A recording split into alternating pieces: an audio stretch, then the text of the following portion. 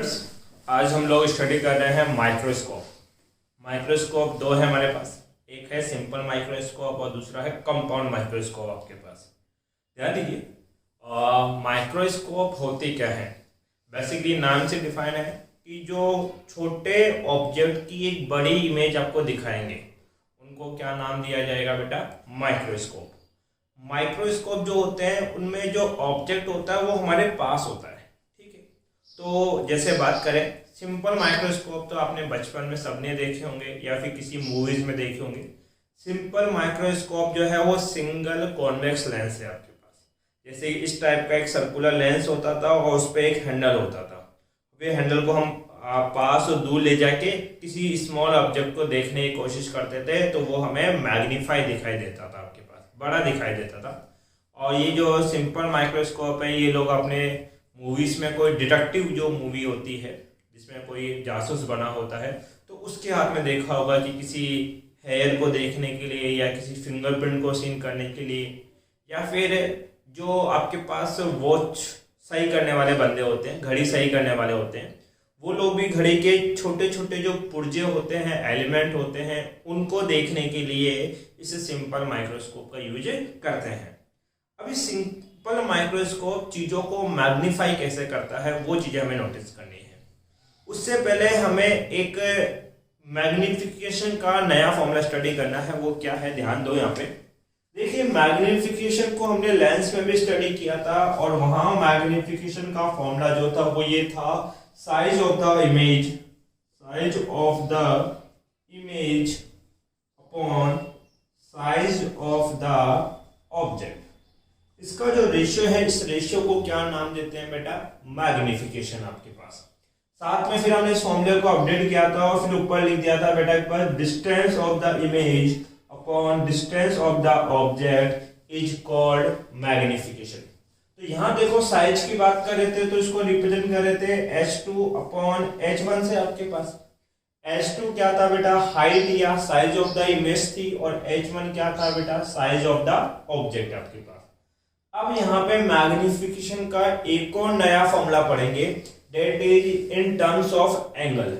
अब ऊपर तो इमेज ही रहेगा, बस चेंज क्या होगा बेटा, एंगल फॉर्म विथ इमेज, जिसको हम लोग बीटा से शो करेंगे, divide by angle formed with object आपके पास, इसको हम लोग अल्फा से रिप्रेजेंट करेंगे आपके पास। तो मैग्निफिकेशन का एक और फॉर्मूला आ गया कि इमेज के साथ बनने वाला एंगल और ऑब्जेक्ट के साथ बनने वाले एंगल का जो रेशियो है, उस रेशियो को क्या नाम दिया जाता है बेटा, मैग्निफिकेशन। अब ध्यान दो, जब भी आप माइक्रोस्कोप और टेलीस्कोप को स्टडी करोगे तो वहां पे डेरिवेशन को करने का एक मेथड है, एक तरीका है, वो क्या है, उसको ऊपर फोकस करना आप लोग। जैसे मैं बात करता हूं आपके पास, ह्यूमन आई के लिए एक लीस्ट डिस्ट्रिक्ट विजन होता है। सर उसका मतलब क्या है, जैसे कि आप लोगों ने देखा होगा कि जो यंग मैन होते हैं, जैसे कि मैं एज बात करता हूं 16 से लेकर 30 के आसपास की, वो लोग न्यूज़पेपर या कुछ भी पढ़ते हैं आपके पास, तो वो ऑब्जेक्ट को, जैसे आप बुक रीड करते हो तो अपनी आई से अप्रोक्सीमेट 25 सेंटीमीटर डिस्टेंस पे रखते हैं। कभी भी ऐसे पास रख के नहीं पढ़ेंगे हम लोग, कभी भी बहुत ज्यादा दूर ले जाके नहीं पढ़ेंगे, एक पर्टिकुलर डिस्टेंस पे पढ़ेंगे जहां पे हमारी आई ज्यादा स्ट्रेच नहीं हो, उसमें ज्यादा पेन नहीं हो, एक फिक्स डिस्टेंस होगा जहां पे हमारी विजिबिलिटी बहुत अच्छी होगी।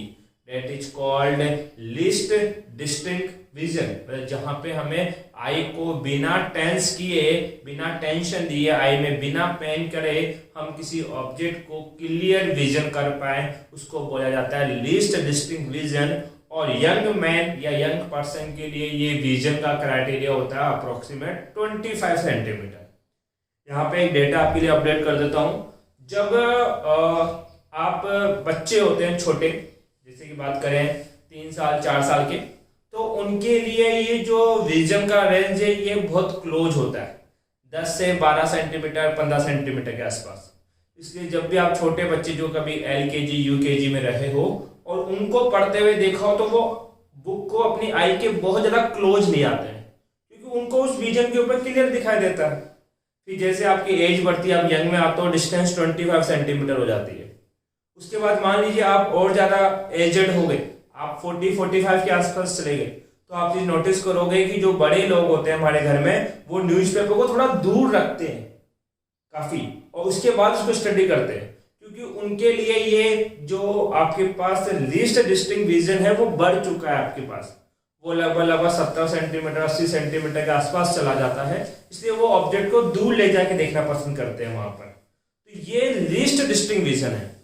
अब ध्यान दीजिए, हमें इमेज क्लियर देखनी है और हम स्टडी करते हैं यंग स्टेज से आपके पास, इसलिए हम हमारा जो लीस्ट डिस्टिंक्ट विजन है वो कंसीडर करके चलेंगे बेटा 25 सेंटीमीटर। चाहे मैं सिंपल माइक्रोस्कोप पढ़ाऊं, चाहे से मैं कंपाउंड माइक्रोस्कोप पढ़ाऊं, हम एक चीज फिक्स कर लेंगे कि जो हमारा ऑब्जेक्ट होगा, वो जो प्लेस होगा, उसकी जो पोजीशन होगी वो कहाँ होगी बेटा, लीस्ट डिस्टिंक्ट विजन पे होगी, और वो डिस्टेंस कितनी होगी, 25 सेंटीमीटर। अगर कोई न्यूमेरिकल कहता है कि भाई साहब किसी पर्सन का लीस्ट डिस्टिंक्ट विजन 27 सेंटीमीटर है, तो वहां पे हम उसकी वैल्यू 27 कंसिडर कर लेंगे अकॉर्डिंग टू क्वेश्चन डिमांड। अगर वो हमें उस डिस्टिंक्ट विजन के बारे में कोई इंफॉर्मेशन नहीं देता, तो हम जो लीस्ट डिस्टिंक्ट विजन, जिसको मैं कैपिटल डी से रिप्रेजेंट करूंगा, उसकी वैल्यू हम कितनी लेंगे बेटा, 25 सेंटीमीटर आपके पास। तो यहाँ पर लीस्ट डिस्टिंक्ट विजन क्या होगा, तो हमने बोला कि ये कोई ऑब्जेक्ट है ए और बी, और ये जो ऑब्जेक्ट है ये हमारी आई है आपके पास, और इस आई के साथ जो है बेटा 25 सेंटीमीटर पे रखा है, ये आपके पास आई, क्लियर है। तो ऑब्जेक्ट का आई के साथ जो एंगल फॉर्म होगा उसको क्या बोला जाएगा बेटा, अल्फा। यहां मैंने लिखा एंगल फॉर्म विथ ऑब्जेक्ट, किससे रिप्रेजेंट करना है आपको, अल्फा से रिप्रेजेंट करना है। तो ये आई के साथ ऑब्जेक्ट का एंगल है। इस ऑब्जेक्ट को मैं कितने डिस्टेंस पे प्लेस कर रहा हूं बेटा, लीस्ट डिस्टिंक्ट विजन, जिसको मैं कैपिटल डी से रिप्रेजेंट करता हूं, और इसकी वैल्यू कितनी है, 25 सेंटीमीटर आपके पास। अब ध्यान दो, इंसिडेंट रे इस डायरेक्शन में है और मैं आई से ऑब्जेक्ट की तरफ जा रहा हूं, तो इंसिडेंट रे के अपोजिट हूं। इंसिडेंट रे की डायरेक्शन ये, और मैं आई से कहां जा रहा हूं, ऑब्जेक्ट, तो उसके अपोजिट मूव कर रहा हूं, इसलिए ये डी कैसा कंसीडर किया जाएगा बेटा, नेगेटिव। अब आपके पास यूज किसको करना है बेटा, सिंपल माइक्रोस्कोप। सिंपल माइक्रोस्कोप कुछ नहीं होता, एक नॉर्मल सा क्या होता है बेटा आपके पास, कॉन्वेक्स लेंस। तो हमने एक नॉर्मल सा कॉन्वेक्स लेंस कंसीडर कर लिया, ये आपका कॉन्वेक्स लेंस है, और ये इसका क्या है, प्रिंसिपल एक्सिस, ये इसका ऑप्टिकल सेंटर, ये क्या है, फोकल।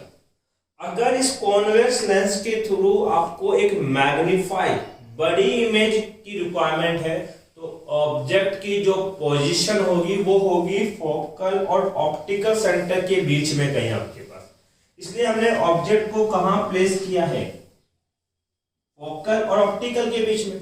अब होगा क्या, इसकी अगर हमें इमेज फॉर्म करनी है, इस ऑब्जेक्ट की क्या बनानी है बेटा, इमेज, तो कम से कम कितनी रे रिक्वायर्ड होगी बेटा, 2 रे रिक्वायर्ड होगी। एक रे प्रिंसिपल एक्सिस से क्या जाती है बेटा, पैरेलल, और सेकंड रे कहां से पास करती है, थ्रू द ऑप्टिकल सेंटर। जो रे ऑप्टिकल सेंटर से पास करती है वो अपने पाथ से कभी डाइवर्ट नहीं होगी और स्ट्रेट मूव ऑन कर जाएगी आपके पास।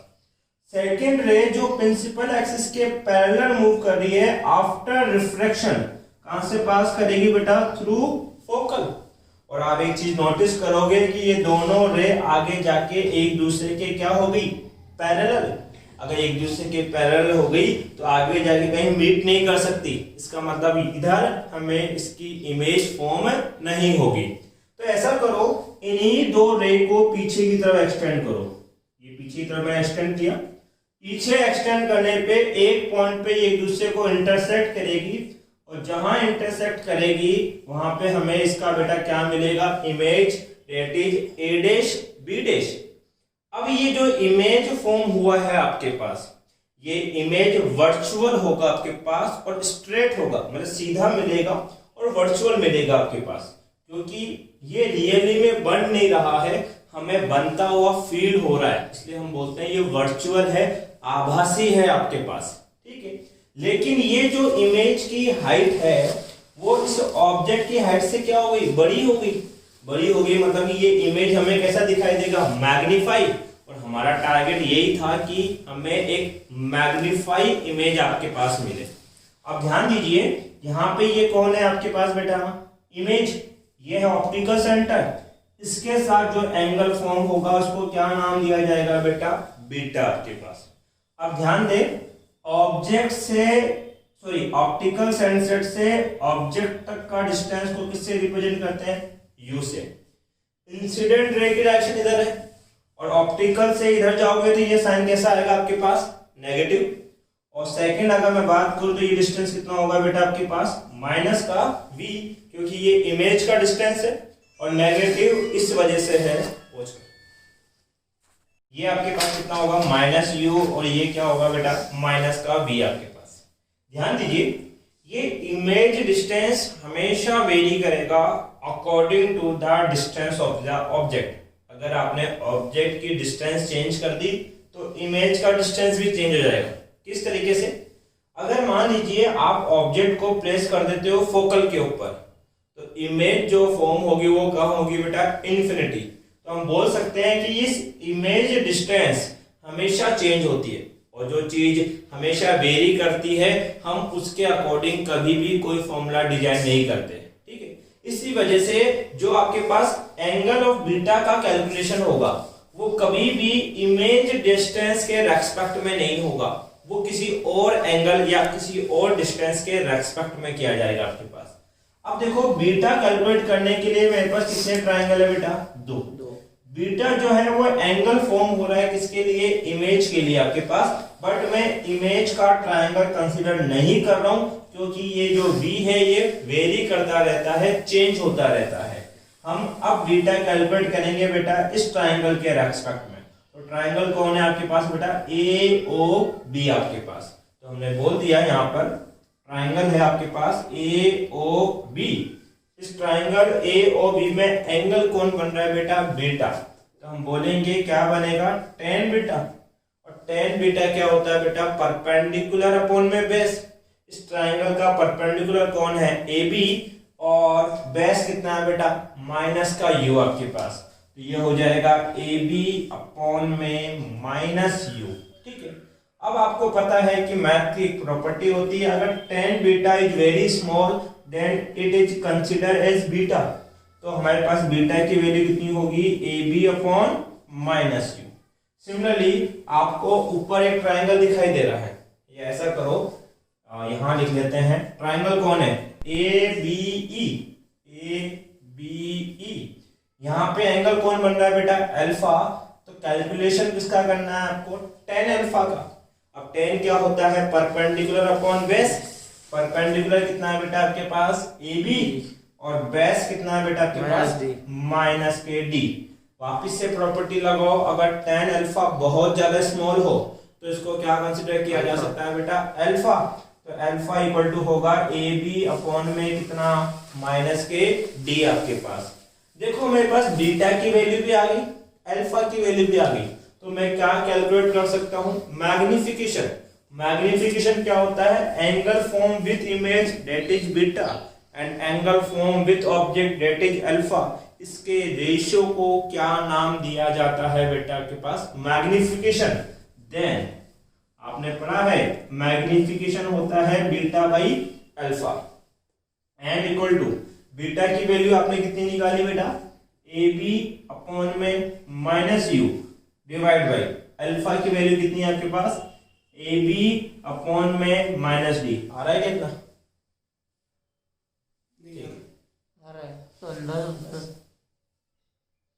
देखो इधर माइनस से माइनस कैंसिल आउट, AB से AB गया, रेशियो के नीचे रेशियो है, ये रेशियो क्या हो जाएगा उल्टा, D का आ जाएगा ऊपर। तो बताओ मैग्निफिकेशन का फॉर्मूला कितना बन जाएगा बेटा, D बाई U।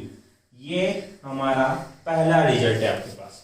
अब हर बार इस मैग्निफिकेशन के दो केस आपको स्टडी करने हैं जो फिक्स हैं। सबसे पहले ये इमेज कैसे बनी इसको डिस्क्लोज कर लेते हैं। देखो हम क्या पढ़ रहे हैं, सिंपल माइक्रोस्कोप। इस सिंपल माइक्रोस्कोप को और क्या नाम दिया जाता है? मैग्नीफाइंग ग्लास भी बोलते हैं आपके पास। When an object is placed between optical center and focus, ये कौन था? ऑब्जेक्ट कौन? AB। इसको हमने प्लेस किया इसके बीच में, फोकल और ऑप्टिकल सेंटर के बीच में आपके पास, ऑफ ए कॉन्वेक्स लेंस। किसके? फोकल और किसके? ऑप्टिकल सेंटर के कॉन्वेक्स लेंस के ऊपर आपके पास। Then it image form is erect, तो इसकी जो इमेज होगी वो कैसी बनेगी? इरेक्ट बनेगी, मतलब सीधी फॉर्म होगी। लार्जर, देखो ऑब्जेक्ट से तो क्या है? बड़ी है, लार्जर है। एंड वर्चुअल, आपके पास रियल रे से थोड़ी बन रही है, पीछे की तरफ रे को बढ़ाने पर ये बनती हुई प्रतीत होती है, या रे पीछे बढ़ाने पर मिलती हुई दिखेगी आपको, मतलब कि ये आभासी होगी, वर्चुअल इमेज आपके पास फॉर्म होगी।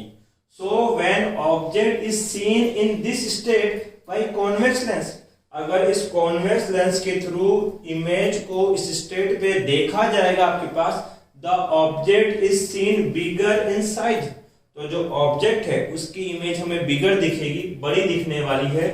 This use for convex lens is called simple microscope और मैग्नीफाइंग लेंस। कॉन्वेक्स लेंस को इस तरीके से यूज करना ही क्या बोला जाता है? सिंपल माइक्रोस्कोप, या इसको क्या बोला जाता है बेटा? Magnifying lens. अभी आपको ये रिजल्ट याद रखना है, इसके दो केस आगे होंगे, ध्यान दो बेटा। इसके दो केस हैं। पहला केस है when final image is form at least distinct vision. अभी फाइनल इमेज जो थी वो कुछ v डिस्टेंस पे फॉर्म हो रही थी।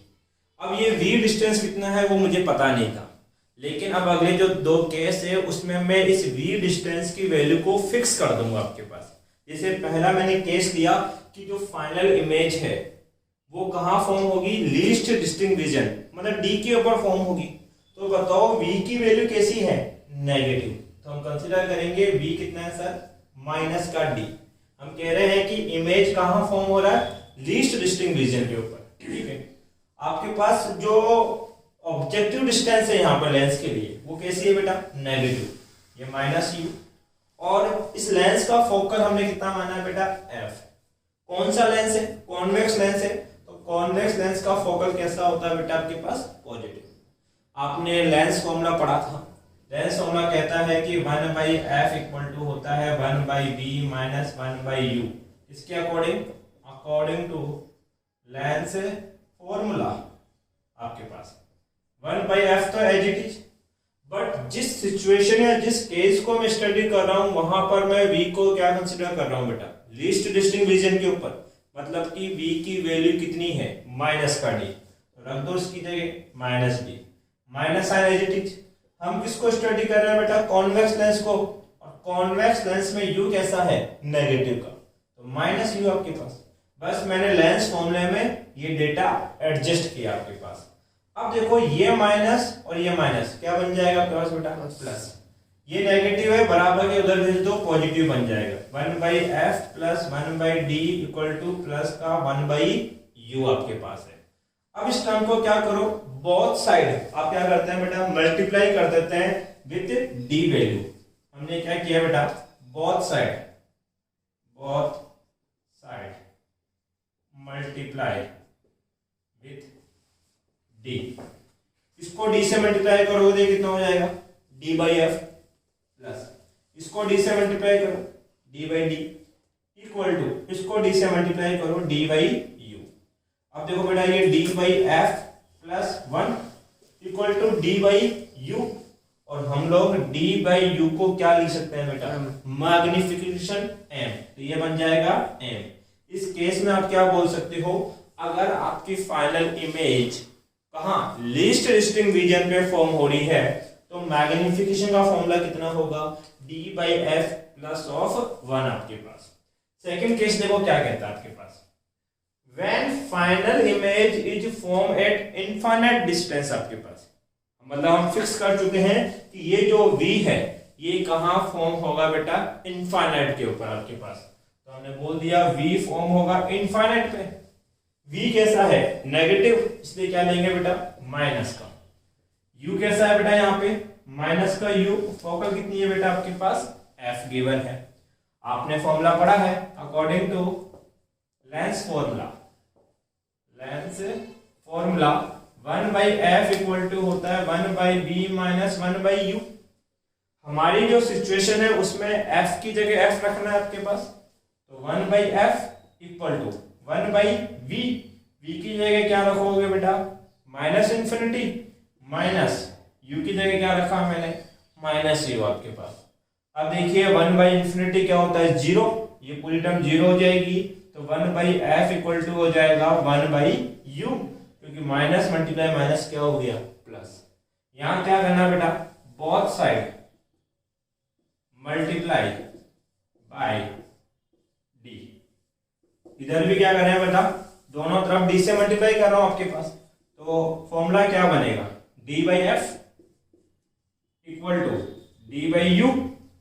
d/u को तो क्या लिख सकते हैं बेटा, m, तो बताओ m इक्वल टू हो जाएगा d/f। इसका मतलब जब आपके पास फाइनल इमेज कहां फॉर्म होगी, इनफाइनाइट के ऊपर, तो जो मैग्निफिकेशन है उसकी वैल्यू कितनी आएगी बेटा, d/f आपके पास फॉर्म होगी। This is the simple microscope, ये सिंपल माइक्रोस्कोप है। अगर आपसे पूछे कि इसका यूज कहाँ होता है, तो आप लिख देना कि जो आपके पास जहाँ पे वॉच सही होती है, मतलब कि घड़ियाँ जहाँ सही की जाती है, उसके अंदर आप सिंपल माइक्रोस्कोप यूज करते हैं। जो छोटे ऑब्जेक्ट है जिनको थोड़ा मैग्नीफाई करके देखना है, वहाँ सिंपल माइक्रोस्कोप यूज करते हैं। जहाँ पे आपके पास लेटर्स हैं, सिंबल्स है, बहुत छोटे लिखे गए हैं, उनको बड़ा करके दिखाना है, डिटेल में उनको सीन करना है, तो वहां पर हम किसको यूज करते हैं बेटा, सिंपल माइक्रोस्कोप।